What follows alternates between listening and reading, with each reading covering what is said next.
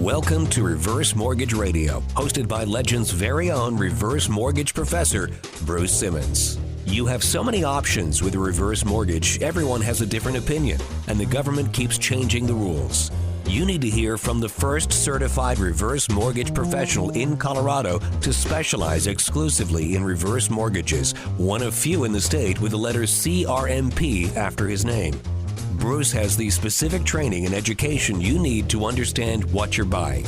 Now, here's your host, Bruce Simmons. Hello, and welcome to another edition of Reverse Mortgage Radio. I'm Bruce Simmons, your reverse mortgage professor, right here on Legends Radio. This week, you probably heard about it, the big financial news was the Federal Reserve lowered interest rates, finally, right? You've probably seen it on the news or heard it on the radio or maybe even read about it online. But here's the real question. What does that actually mean for you? And more specifically, what does it mean for you if you have or you're considering a reverse mortgage? We are Reverse Mortgage Radio after all. What else are we going to talk about, right? Well, we're going to dive into that today on the show today.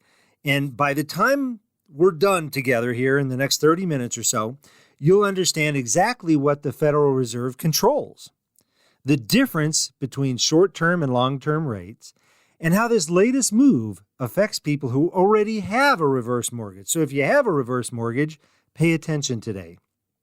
And it also, how it could affect people thinking about getting a reverse mortgage now, and why the Fed rate cut doesn't always mean good news when it comes to reverse mortgages, unfortunately. However, as longtime listeners know, I always like to start out every show with a short explanation of what a reverse mortgage is and a brief, very brief explanation of how it works. In a nutshell, a reverse mortgage is most often an FHA-insured loan that's specifically designed for people that are 62 and over. It allows you to convert a portion of the value of your home into actual spendable money because you can't spend the equity in your home unless you convert it to money first, whether through a HELOC or a conventional mortgage or you sell it, whatever. You have to convert it to cash. And a reverse mortgage allows you to do that without obligating yourself to a monthly mortgage payment. And also, you still retain ownership of the home. You're not selling your home at all. You're not giving it to the bank or anything of that nature. We're just allowing you to access some money without obligating yourself to that monthly payment. The house is still yours. It stays in your name. Because it stays in your name, you have to continue to pay your property taxes. You have to pay your homeowners insurance, maintain the home, live there as your primary residence. This is only for primary residences, and you have to keep your name on title. As long as you do those 5 things, you never, ever, ever have to make a mortgage payment. And no matter what happens to the equity in your home, the amount owed compared to the value of the home, you can never be required to repay it as long as you're doing those 5 things. Okay, the loan can never be called due. So if you or your spouse live in the home, unless you turn age 150, okay? That's when the loan actually comes due on the youngest borrower's 150th birthday, okay? So just keep that in mind. And it's really nice because it allows you the flexibility. You can even use this loan to buy a new home, too. We've done whole radio shows on that.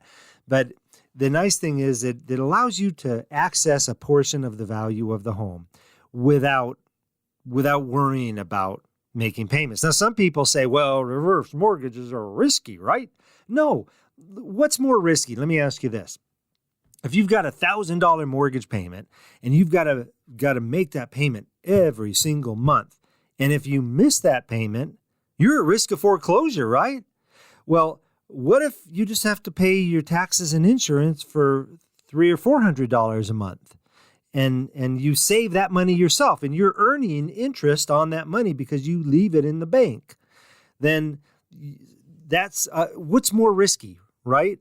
Making that $1,000 every month payment, or having a reverse mortgage on your house that you could stay in is guaranteed as long as you live there.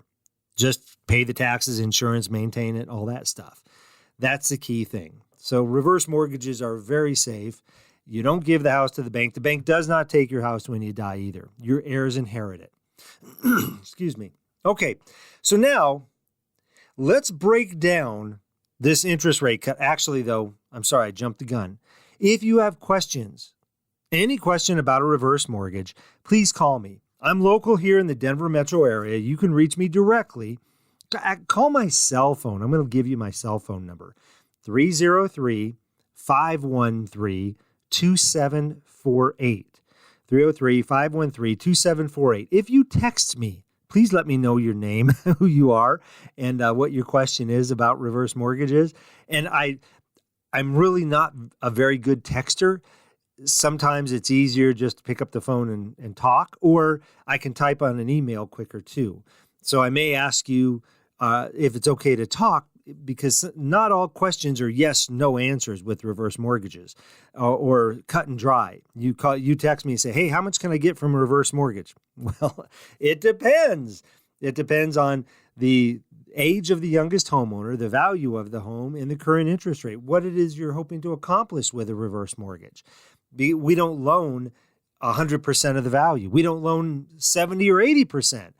You have to be like close to mid 80s, I think 82 or 83 now, to get 50%, half the value of the home of your home in the form of a reverse mortgage loan. And we have to pay off any existing mortgages on your home. So if you're 62, you're only going to get about a third of the value of your home. So if you owe 50% of the value, you've got a ton of equity. You say, I got an $800,000 home. I only owe $400,000 and I have $400,000 in equity. I'm 65 years old.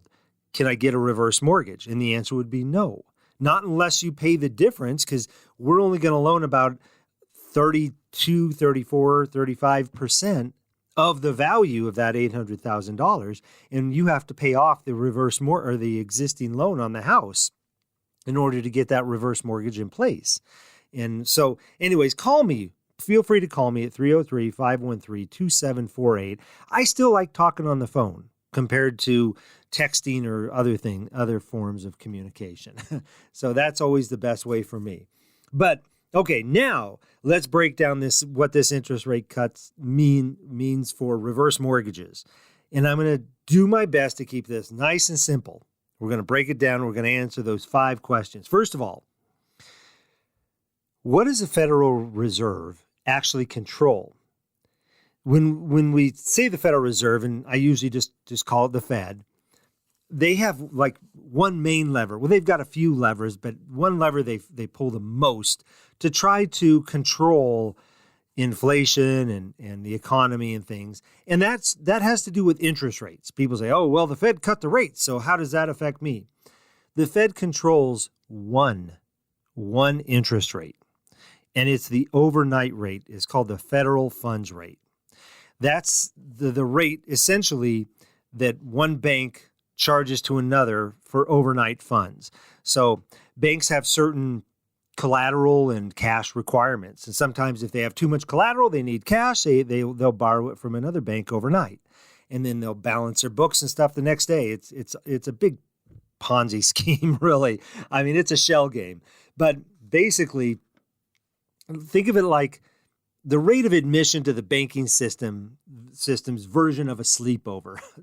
just this is what it costs for overnight funds. You give me your cash, I'll give you this collateral, and with interest overnight for whatever. So it's just a sleepover. And it matters because when the Fed raises or lowers that rate, it directly affects short-term borrowing costs. What I mean by short-term is like 1 day to 1 year. And it really only affects U.S. Treasuries because they're commonly referred to as T-bills. So if you invest in these short-term bonds, let's say you invest in a 3-month T-bill. Well, when that 3-month T-bill renews, if everything else stayed the same, then you would end up, and you reinvest in another 3-month T-bill, you're going to make less interest. You're going to earn less interest on the next time you reinvest that money. So you've got to keep that in mind. I think some money market accounts invest in these as well. So the interest rate that you earn if you have money in a money market fund might drop as well. But here's something a lot of people don't realize. The Fed does not control long-term rates, i.e. mortgage rates, and also reverse mortgage rates too. They influence them, okay? And sometimes in unpredictable ways. Think of it like a household thermostat. This is a good example, I think. If the Fed adjusts the thermostat in one room, say the living room, that room warms up or it cools down pretty quickly. But if you go down to the basement or up in the attic, it may take a lot longer to notice the change. And in some cases, the attic might actually get hotter, even though you turn the thermostat down.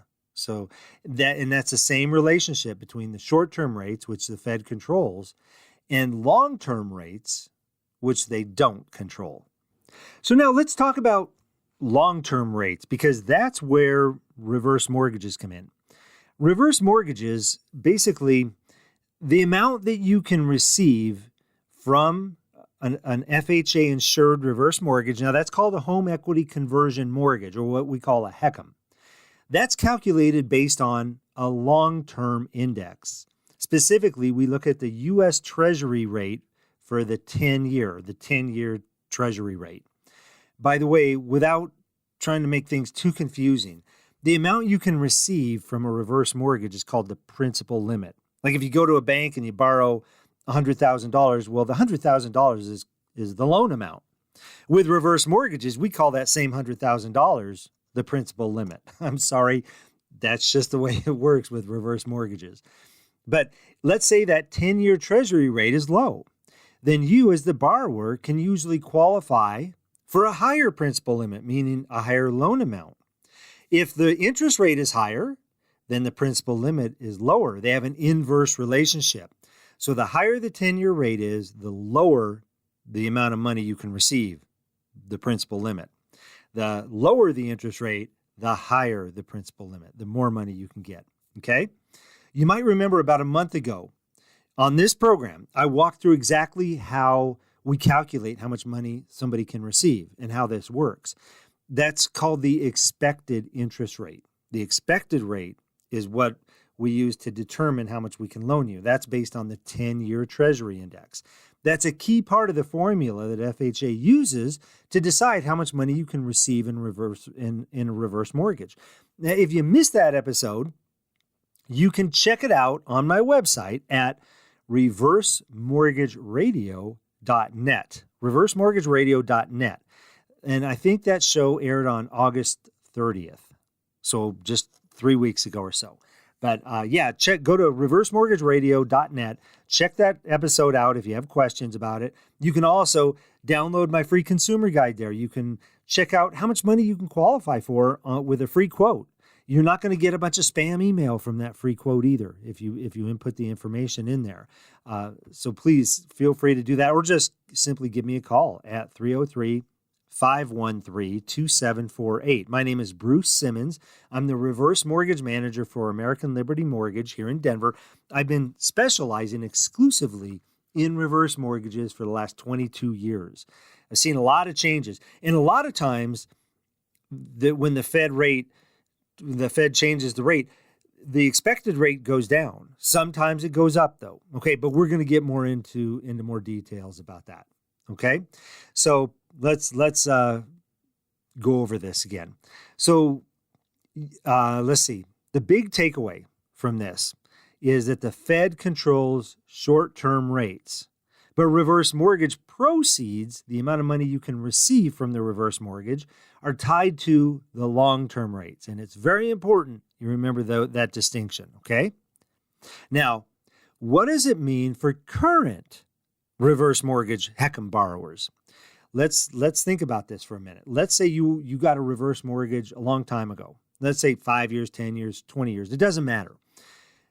The good news about when the Fed lowers the rate, you may see a reduction in your interest rate if you already have a reverse mortgage in place, because the loan that you are charged interest on, the outstanding loan balance is tied to either the 1-year treasury, or it could be what's called the secured overnight financing rate. That's called the SOFR, S-O-F, like financing, R, which is rate. So the secured overnight funding rate.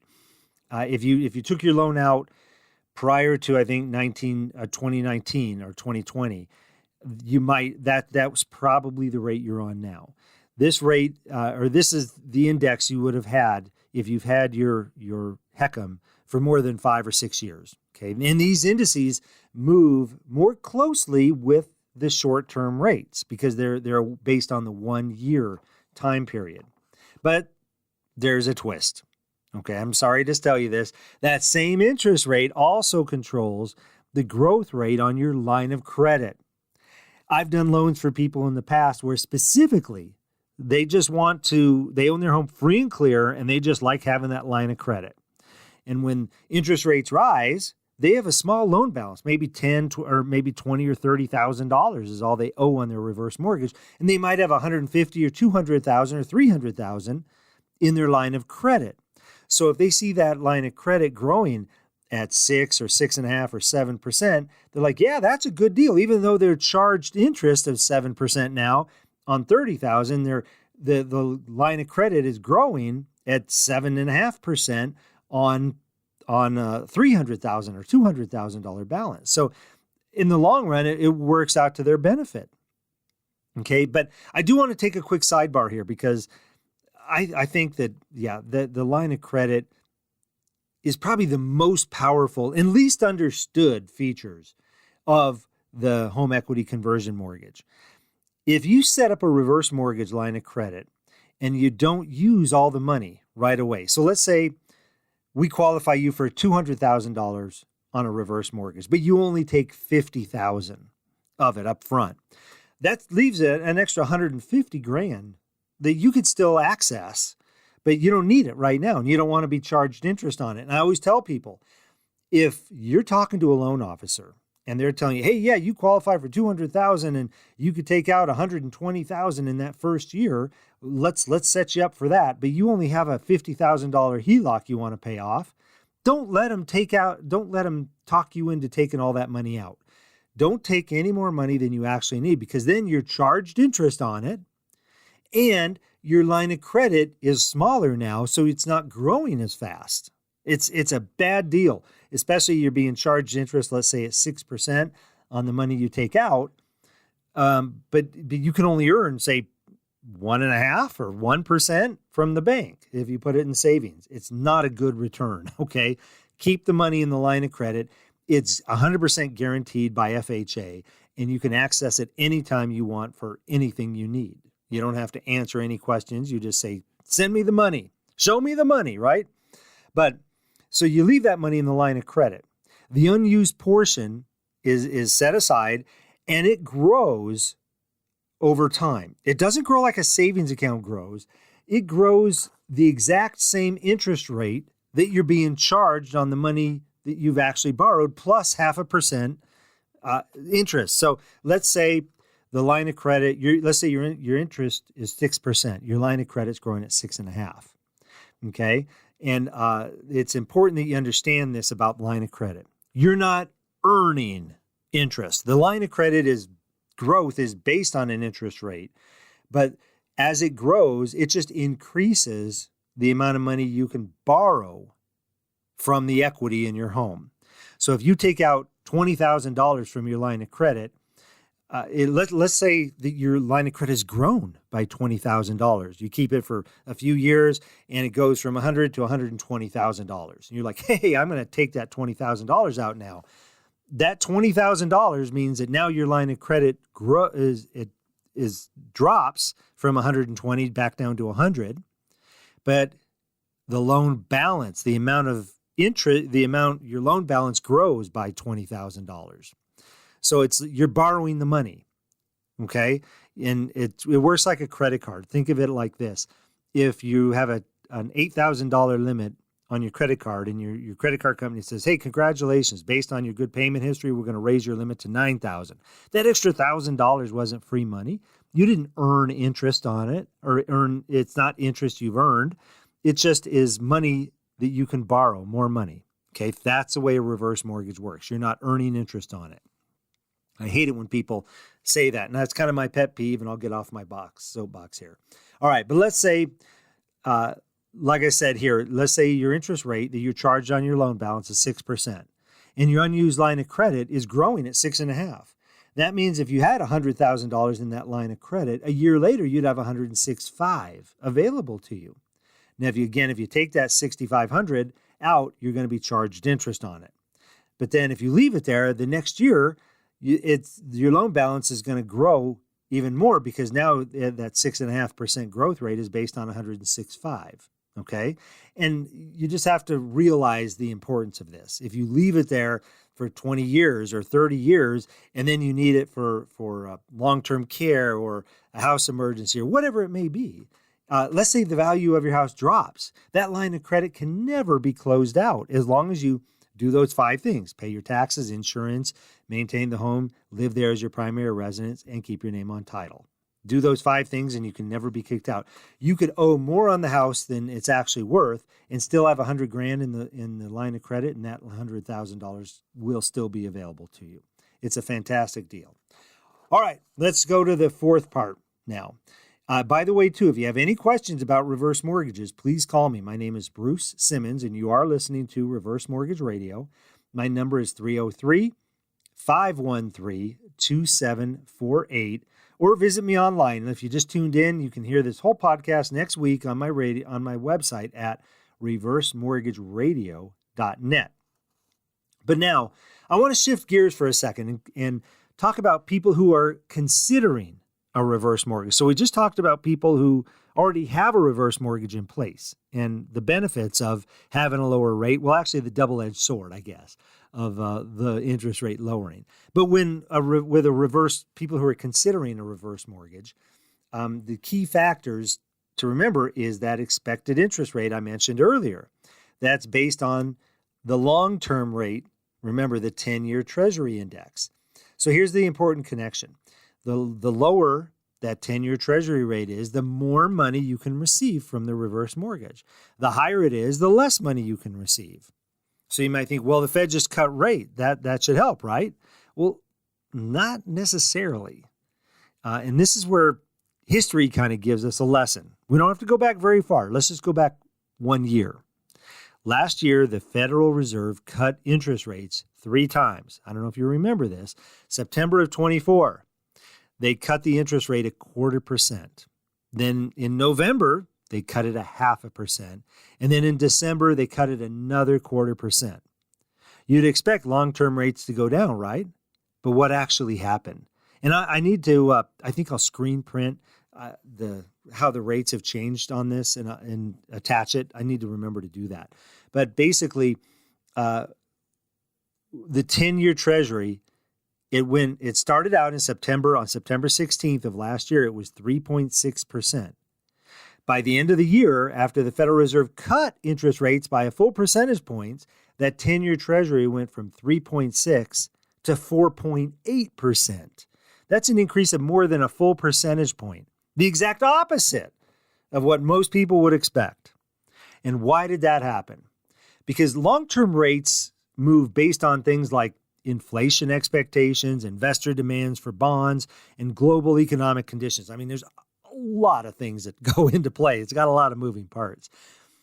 Sometimes when the Fed cuts short-term rates, it actually spooks investors into thinking that inflation might pick up and long-term rates rise instead of falling.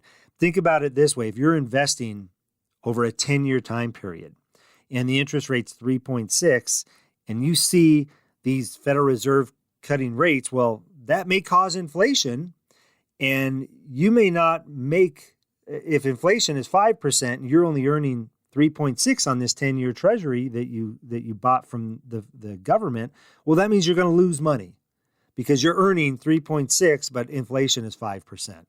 So you got to keep it simple, or keep aware of that.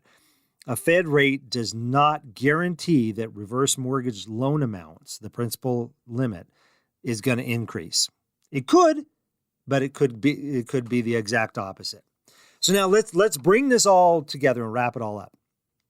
If you already have a HECM and the Fed lowering the rate can lower the interest charged on your loan balance, which is good.